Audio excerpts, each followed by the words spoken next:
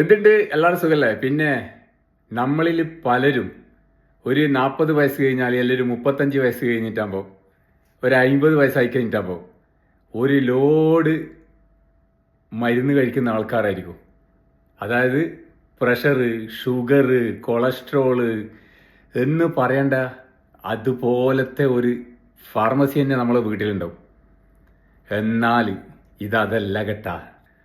Omega 3 കൃത്യമായിട്ട് omega, അതായത് 369 multi vitamin, ashwagandha, എല്ലാർഗിനിൻ, chromium ഒരു സപ്ലിമെന്റിന്റെ കൂട്ടം തന്നെയാണ്. കണ്ടാ, നമ്മളെ ശരീരം ഉണ്ടല്ല, ശരിക്കും പറഞ്ഞിട്ടാകുമ്പോൾ എന്നാ പറയണ്ടേ, കുട്ടികളെ കൊണ്ട് നടക്കുന്ന പോലെ നടക്കണം. ഇത് നമ്മളതല്ലേ. ഇന്ന് ഞാനിതിപ്പം സപ്ലിമെന്റ് എടുക്കണം എന്ന് പറയുന്ന സമയത്തുണ്ടല്ല, വർക്കൗട്ട് കഴിഞ്ഞ പാട് സിഗരറ്റ് വലിക്കുന്ന ആൾക്കാരുണ്ട് നമ്മളെ ചെറുപ്പക്കാരിൽ, അപൂർവ ആൾക്കാരായിട്ടുണ്ട്. അതേപോലെ തന്നെ വർക്കൗട്ട് ചെയ്യാൻ വരുന്നതിന് മുമ്പിൽ സിഗരറ്റ് എടുക്കുന്ന ആളുണ്ട്, മിതുഹാഗ് വലിക്കുന്ന ആൾക്കാരുണ്ട്. ഇവരോട് പറഞ്ഞിട്ടുണ്ടെങ്കിൽ ഉണ്ടല്ല, അതേപോലെ തന്നെ കൺപീലിന്റെ ഉള്ളിൽ തമ്പാക്ക് തിരികെ കയറ്റുന്ന ആൾക്കാരുണ്ട്.